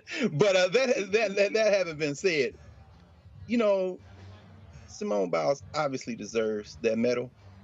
I mean, of course, it's the Medal of Freedom, which means really doesn't mean a whole lot. I mean, it's demographics. It almost looks like Democratic National Convention, right? They checked all the boxes. They got Megan Rapinoe for LGBTQ. They got the bipartisanship with Simpson and John McCain, Richard Krumka, the old labor movement. You know, he's warming up for the midterms. But setting that aside, you know, and I know Fred Gray is your friend. You've interviewed him. I suspect you might see him tonight if I'm reading the tea leaves here. But, you know, Fred Gray just published a book, and I just got it a couple of weeks ago, Alabama versus King. This is his other book that follows up his memoir, Bus Ride to Justice. And we think about that number 25. Fred Gray was 25 years old when the Supreme Court affirmed the lower court in the Montgomery bus boycott case, breaking the back of segregation in Alabama, and by extension, setting that crack throughout the country. So, I mean, if this were a country where there was a we, he'd have gotten that medal along with Coretta and along with Martin and along with everybody else in Montgomery, E.D. Nixon, Rosa Parks and them, and Joanne Robinson. They'd have got that medal in 1956. But 3 years later, as he opens his autobiography, Bus Ride to Justice, he went up the steps of the Supreme Court and argued for Dr. Charles Gamillion, Dr. Gamillion in Tuskegee, Gamillion versus Lightfoot, and rewrote the law on gerrymandering. That's Fred Gray. Fred Gray represented the victims of the Tuskegee syphilis experiments, the Freedom Riders, some of the Montgomery marchers. And shout out to the Alabama State Bulldogs, because that's where he went to undergrad. And I saw my friend Crystal Gregory there singing the Black National Anthem, or the National Anthem, as I call it. Francis Scott Key, I don't know what the hell that is. But, you know, she's an alum of Fisk. And I know she was in that room because the great Diane Nash of Fisk Bulldog got that medal around her neck. So that was a beautiful thing to see. Rolling in. And if when you see Fred Gray, which I suspect you will shortly, I'm sure wish I could get him to sign Alabama versus King, because my copy of his autobiography is autographed. Fred Gray is not only a legend and a hero, that's what a black lawyer looks like. Everybody take note of what a black lawyer in America looks like. It's Fred Gray, bro. Well, Greg, if you here in D.C., get down here. I'll make sure it gets signed. And so I have to actually, we're at the Mayflower in D.C. I have to do an actual fireside chat with Fred Gray. And so if you're looking for it to get signed, come on down here. I'll make sure it happens. Reese, I want to go to you. Some amazing folks, obviously on that stage. Beyond Fred, beyond Diane, beyond Simone Biles, the most decorated woman in U.S. military history as well. And one of the closing lines of President Biden, he said to the people on the stage, he said, "This is America. This is America in terms of its diversity." Khizr Khan, Pakistani immigrant on that stage. Sandra, Jamaican immigrant on that stage. I know that drives them ADOS folks crazy, but that's the reality of what happens in this country. I would say it's the promise of America. It's the America we aspire to, right? But we ain't quite got there yet, because there's the other side of America, which we've seen on the news and which we've talked about. But, ever the cynic, Dr. Carr, I'm with you on the diversity tips, but I'm going to just set that aside and just go ahead and be happy for the people who were celebrated. In particular, for me, Simone Biles being celebrated, I love that it was about, I love that it was on the heels of her exercising some self-care and putting herself first in terms of the mental health episode that she had at the Olympics, and she was viciously attacked by people like Piers Morgan and others behind it. And so I like that she's getting recognized for the totality of her experiences, being an abuse survivor, her advocacy in that realm, as well as her advocacy in mental health, as well as her accomplishments. So for her to be the youngest Freedom Awardee is definitely very much warranted. And when Denzel comes back, I'm gonna be at that, because I had Clay today, so I wasn't able to make it, but I would have, if I'd have something else to do. But please, I hope that Denzel's award ceremony, I can make it to that one. Trust me, I was texting Pauletta. She was in tears. They could not be there. And she said, "I really hope Biden presents this in person to Denzel." And then when Biden announced that he would be presenting it later, she sent me the church happy dance emoji. So she was certainly happy about that. And I told her, I said, Pauletta, you make sure they don't do that photo only. You make sure there's video and it's live stream, and I'll be happy to come in and do it for y'all, long as it gets done. She said, exactly. That's going to absolutely get done. Erica, your thoughts about today's honorees? Yeah, so I definitely echo Reese in her sentiments around Simone Biles. So do, because you think about children in the foster care system and some of the different trappings that children do fall into. It is just amazing to see how she has flourished and really is a beacon and a voice for that community as well. So glad to see her, the nurse who her work continues forward with mental well-being. And so definitely championing what she did. It was just a pleasure to see. And I took to great heart seeing Mr. Khan. And I put my hand over heart a few times. I'm so glad that you interviewed him again, Roland, and showed him to listen to him talk, because I can remember in the not too distant past, an orange son of a Klansman ridiculing him. And the level of strength that it took to address someone who defamed not only he and his wife, but his son who passed defending this country, something Bone Spurs and anything that he's connected to know nothing about. So that was really heartwarming to see him, to hear him, to see him be honored in that way, and just really to see all of the people that were there that were being honored in such a beautiful way. It really does kind of give us a real selah, just a moment to pause and to breathe and just to really celebrate folks. So really glad to see the interviews that you got to know that you were in the house, and to see some well-deserving people being lifted forward. Indeed. So it was great. So, folks, just so you understand here, I am here at the Mayflower Hotel, the National Bar Association. Ariel, let's get a shot of the room if we can. the National Bar Association, they're having an actual dinner in celebration of Fred Gray. All of the living presidents are going to be here. This is the program right here. Show you. This is the program right here. President's Dinner celebrating Presidential Medal of Freedom, the Honorable Fred Gray Sr., Sheila Jackson Lee, honorary co-chair, Terry Sewell, honorary co-chair, and Alicia Hughes is the dinner chair. So Reverend Al Sharpton was supposed to MC this, to my understanding. They texted me yesterday when I was in Birmingham asking me to do it. I said, well, sure, as long as we can actually do the show from here and also live stream from the actual ceremony, the dinner. Kristen Clark, of course, Civil Rights Division head of the Department of Justice, should be here, give us remarks as well. So we'll be carrying all of that right here on the Black Star Network. So let me say this here. And so certainly congratulations to all of the winners. But there was one person who I really hope was going to be honored as a part of this class. And it was very interesting, Greg, to hear the president mention Diane Nash's role in the Nashville movement. And I'm going, but you got to honor the architect of the Nashville movement. Reverend Jim Lawson is still with us, 92 years old, gave that eulogy at Congressman John Lewis's. He was the one who trained John Lewis.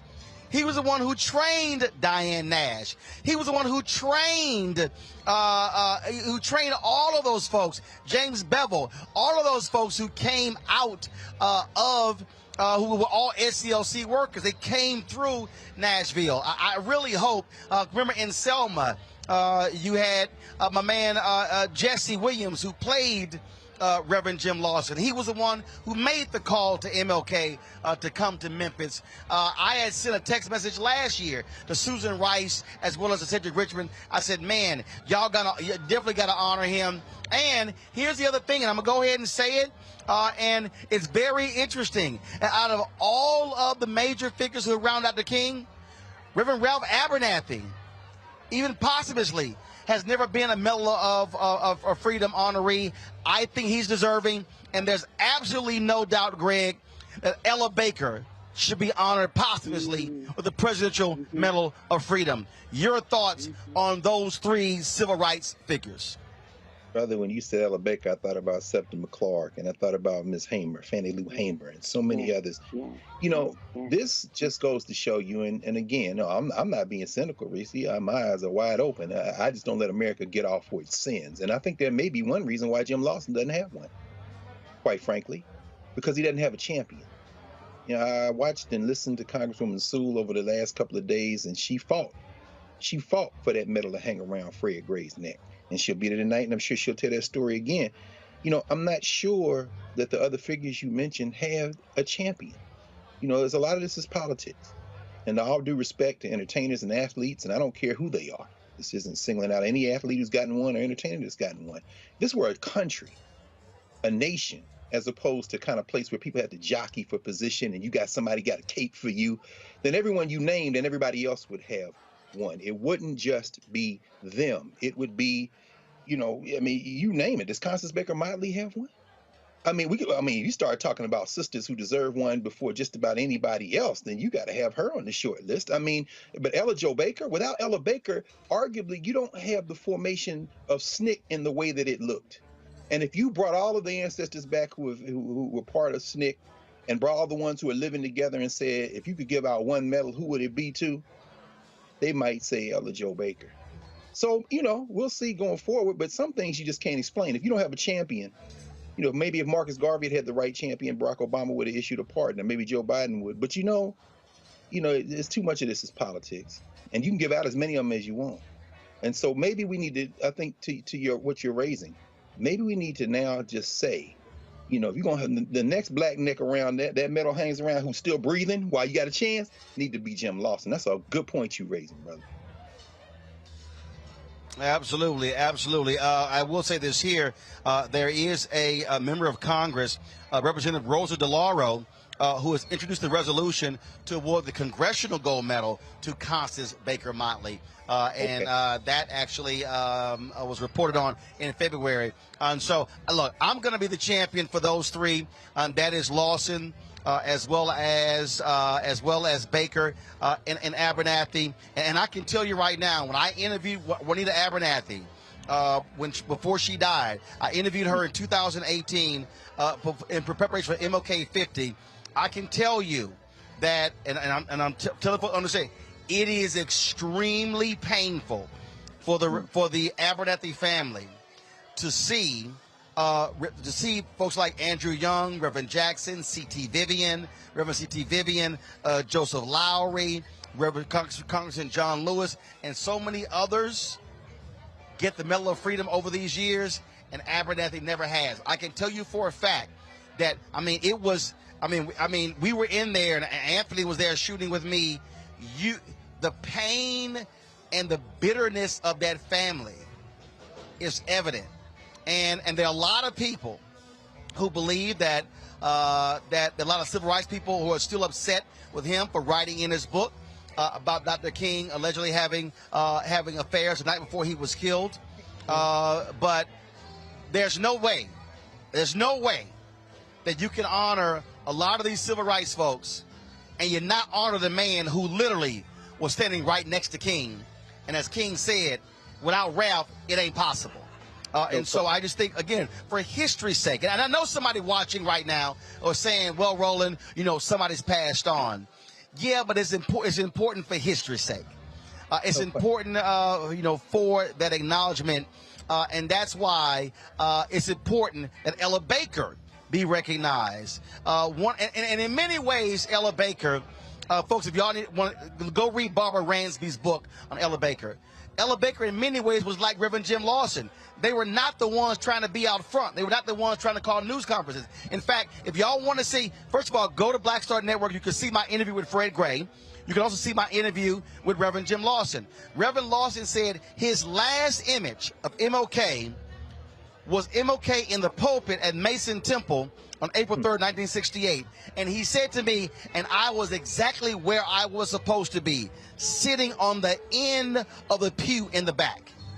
So he's been a figure who's never sought the limelight. He's never tried to become, like when Bob Moses resigned from the civil rights movement, he didn't want to become a civil rights celebrity. Has never been Reverend Jim Lawson. But folks, but if you go back and listen, folks, to that eulogy that he gave at Congressman John Lewis's funeral, I know everybody praises President Obama's eulogy. No, the eulogy that was preached was by Reverend Jim Lawson. And that man still sharp in mind at his age and still talking about a movement building and how to get done. His advice for Black Lives Matter. And I'll leave folks with this here. And if y'all see my interview, it was an amazing piece. Reverend Jim Lawson could have gotten a deferment for World War II. I think it was World War II. World War II, the Korean War. He could have gotten deferment because he was a seminary student. This man is such a non-violent person. Yes. He chose not to accept the deferment, and he accepted federal prison. That's right. To show how much he's against the war. He could have gotten deferment by saying, hey, I'm clergy. He said, I'm going to reject your deferment, send me to prison because I will not go to war. An amazing figure, an amazing story. And again, a lot of people don't know about him. They don't know about the Nashville movement. But if you want to understand the Southern Christian Leadership Conference, if you want to understand SNCC, you have got to look at what the Nashville movement did. And so an amazing figure. And so I hope it happens. And trust me, White House folks will be hearing from me tomorrow about Reverend Jim Lawson and Reverend Ralph Abernathy, as well as Ella Baker. And Reese, I fully expect you to drop in a little word to your homegirl. Okay, I got you.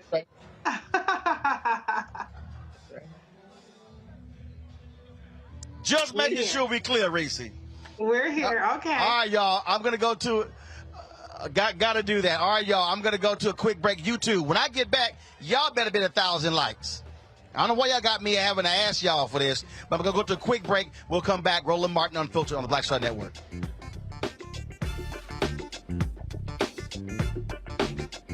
I'm Deborah Owens, America's Wealth Coach, and on the next Get Wealthy, what do the ultra wealthy know that most of us don't? Well, the truth is that there is financial exclusion, and unfortunately, far too many Black folks haven't had access to this knowledge, and that's exactly what we're going to talk about on our next Get Wealthy with Melinda Hightower, a banker who's doing something to share exactly what you need to do to make it into the high net worth status. They weren't just saving just to save, they were saving for a purpose. That's right here on Get Wealthy with me, America's Wealth Coach, only on Black Star Network.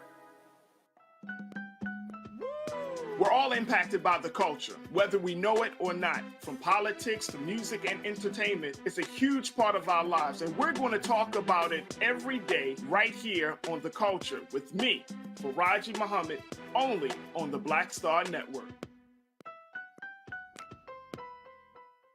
Hello, everyone. It's Kiara Sheard. Hey, I'm Taj. I'm Coco. And I'm Lily. And we're SWV. What's up, y'all? It's Ryan Destiny, and you're watching Roland Martin Unfiltered.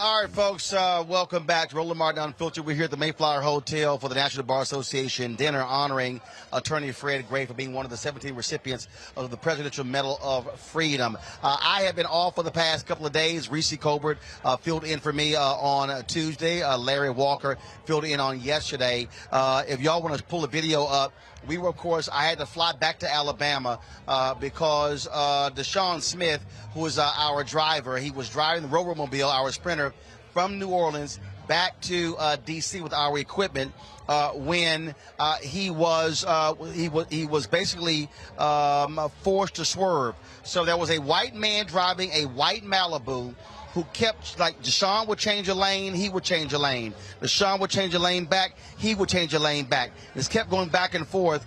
Folks, if y'all could go ahead and play the video, if you have that. And so Deshaun said that he decided to back off, allow this guy to go forward. And what this guy did was something that was just absolutely heinous. So what he did was he actually pulled up alongside Deshaun, looked at him, smiled, jumped in front of him, and then slammed on his brakes, causing the Deshaun to swerve.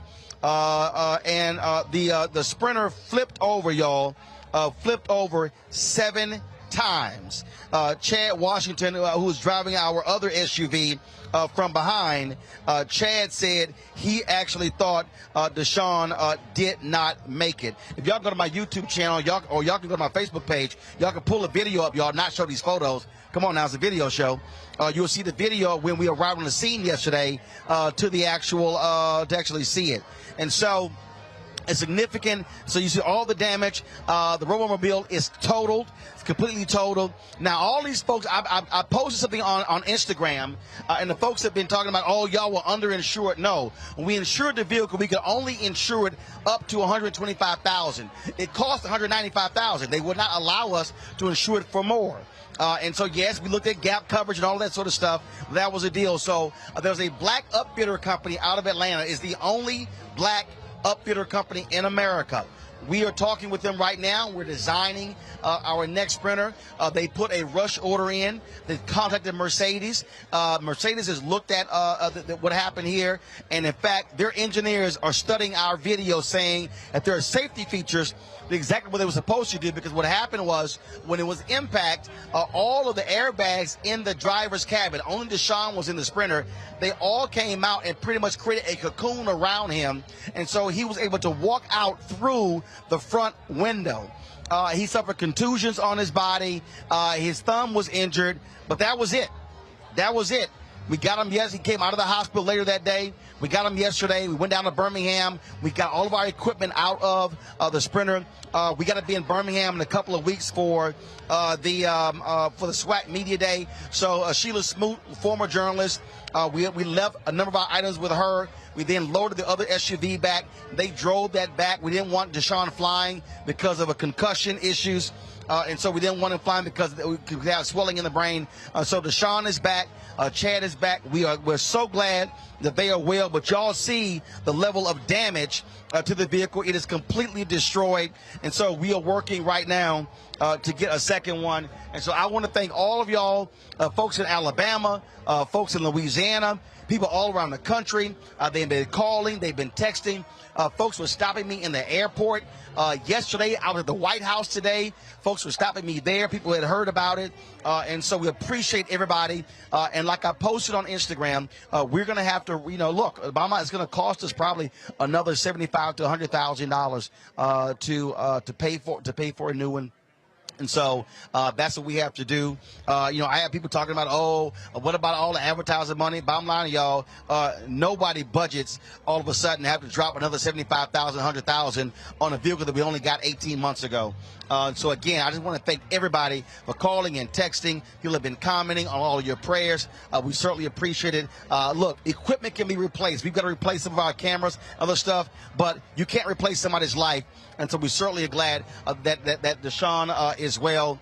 And again, and Erica, look, you understand how serious this is, the serious brain injury you suffered last year. And for him to walk out of that Sprinter through the front window with just a slight concussion is indeed a miracle.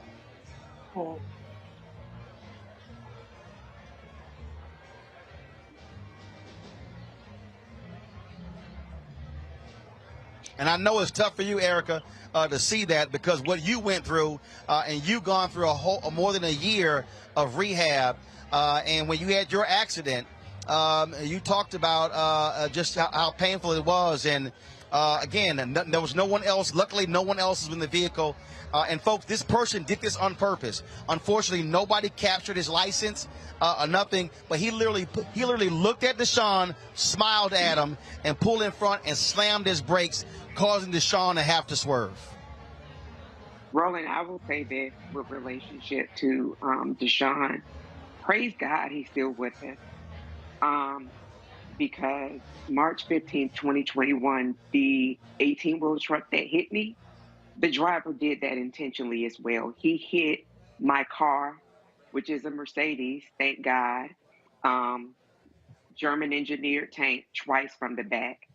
And the doctor that I saw when I got back home said to me that, Erica, it was not only your faith, it was that car that saved your life. And so when people get into their cars, my boyfriend and partner was just talking to me around this, they get into their own world. And so that somebody would be so amped up in their car that they would literally weaponize their vehicle and cause undue harm to a person is completely sinister. I am grateful that my partner sent me a clip of what you shared on social media, and I saw kind of your update, but he cropped out so that I didn't see the pictures because that's still very difficult for me to see car crashes, to be very honest with you. So I stepped away when those photographs and video was being shown, but it's important for the audience to see, because they need to see not just the crash, but they need to see that was an intentional act, and that could have cost someone their life.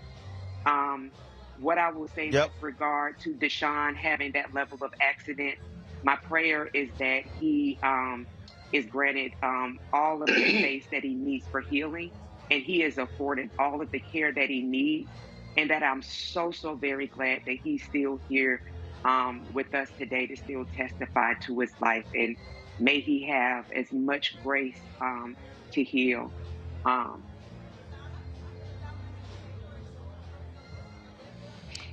Reese, it's real interesting. I always got these haters out here, and they're like, he asking for money. bottom line is here. You know, we travel around this country covering stories nobody else covers. And the reality is, there are going to be HBCU campuses we're going to. There are going to be places we're going, and I'm fully transparent. Somebody just posted on YouTube, Roland, I think full car insurance will cover your van. Please don't say you're raising money to get a new van. Just say you're raising money, bro. I found that to be misleading. Viewers are smarter. No, I'm telling you exactly why we are raising money. I'm very honest. I don't sit here in front because I'm showing our viewers what their resources are going to. Yeah, and y'all, that's what you took out of Roland's testimony, out of Deshaun's testimony, out of Erica's testimony, is Roland must be just trying to get some money. Go to hell, bitch. I'm so sick of y'all. Like take a moment and take in what's happening. Take in the lesson. Take in life that's unfolding in front of you. Instead of just always trying to jump in on some bullshit and on some petty shit. Come on, do better. Do better than that.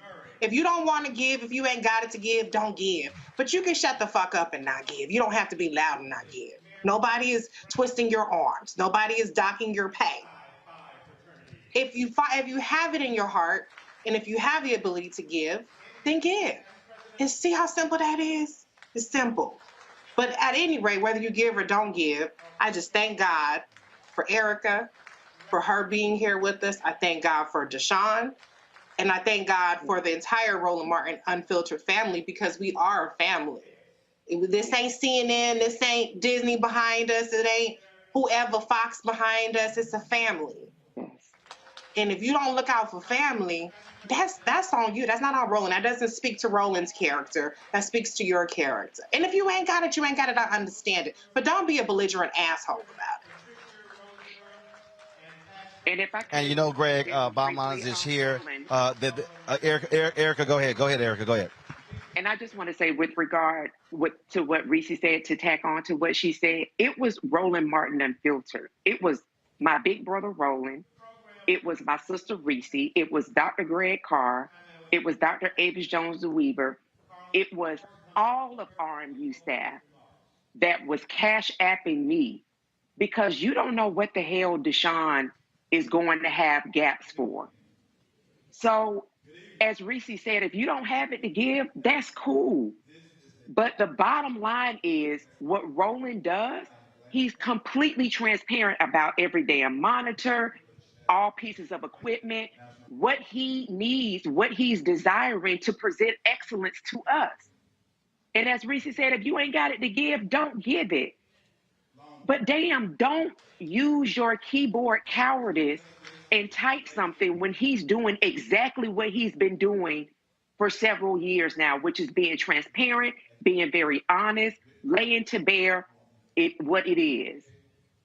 And so I'm going to make sure, the same way that Reese and Roland did, that I give, to make sure that I am acting on the law of reciprocity the same way the Roland Martin Unfiltered family did for me. Greg Carr, take us home. No, brother, all I can do is echo what Reese and what Erica have said. In fact, right now, here in Washington, D.C., there is a whole staff.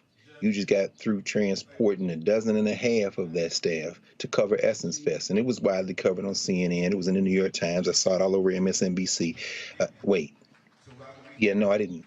But at any rate, that staff that you have has a graphic that they show near the end of every show with all the ways to give. And I'm sure they have it right there. They could put it up while I'm talking, I suspect, so that you don't have to ask them to do it. And I know they will, because they are a crack staff. They're volunteers, of course. And and so all the shows on the Black Star Network, and it doesn't cost money to get launched over the top. And then all the producers who work for the Black Star Network, I mean, they're obviously volunteers.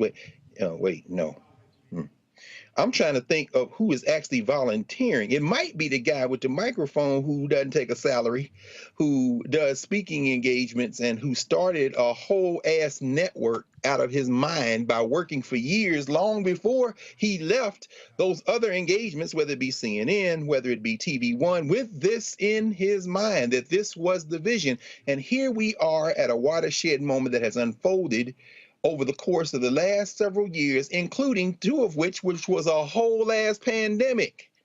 Now, to get to Savannah, to get to Georgia to help get the vote out, to get to Louisiana, to get all over the South, to go on location, to cover all the congressional hearings, to have people in front of cameras and streamed forever, permanently over all these platforms, and an archive that can be accessed at any time, it costs money. And so, in a minute, Roland, I hope you'll remind us of how many people you have, whether it be Instagram, whether it be Twitter, whether it be Facebook, whether it be YouTube, combined across all those platforms. And I agree with my sisters. If you don't have it, don't give. I am going to put some money on it right now as soon as we get off this, as I get on a train and head to the Mayflower Hotel, because guess what? I did not see Fred Gray interviewed on CNN. I didn't see Don Lemon in that room today. I didn't see Rachel Maddow in that room. Since you want to talk about being such a feminist, why weren't you talking to Diane Nash? I'll tell you why. Because you don't give a damn about Diane Nash. But let me tell you about Diane Nash. On the worst day of her life, it's better than the best day of your life, Rachel Maddow. And I'm not saying that because you're anybody to talk about. I'm just saying it because some of y'all think that white media is somehow the gold standard. Roland Martin, you have been and continue to be in those places where our people are. How many people wouldn't know Gary Chambers if you hadn't talked to him? How many people wouldn't know who Charles Booker? You was talking to Charles Booker before he blew up. You know what I'm saying? And who today, Brittney Griner, it's a big story now, but how many people would have taken it from the way that you took it? My bottom line, if you don't have it, guess what? Everybody who does is making it possible for everybody who doesn't to share this resource. Because last I checked, YouTube is free to us, but it costs you money to put it together. Look, man, that railroad bill should be retired by the end of this show. Please, y'all. I know you were saying wrong, but let me ask for you, brother. Please, team, sitting in that beautiful, and of course they don't charge you any rent. Wait, oh yeah, I guess they do. Put that graphic back up again. Do y'all see the Cash App? Do y'all see the PayPal? Do you see the Venmo? Do you see the Zelle? This is not the Black Star YouTube show, haters. This is the Black Star Daily Digital Network, Roland Martin Unfiltered, the flagship show. And for old folk like my mom and them was, who would write a check out in that precise machine handwriting, P.O. Box 57196, Washington, D.C. 20037-0196. Y'all do that. Let's retire this right now. It should be a new railroad bill completely paid for by the time. And I should end with this, Roland. Did you say it's a black-owned company? Let me tell you about Roland Martin. While y'all talking about this black empowerment and running out and giving your money for tennis shoes and the latest this and that and letting your master have your last dime. Roland Martin looks for black people. Go to his studio. Black art. Black people hung the lights. Black people stringed together electronics. Black people all over the walls. He done found a black company to replace it. So guess what? By the time that thing comes here, now not only should it be paid for, we ought to have another reserve $200K to pay for that. Brother Deshaun, heal, brother.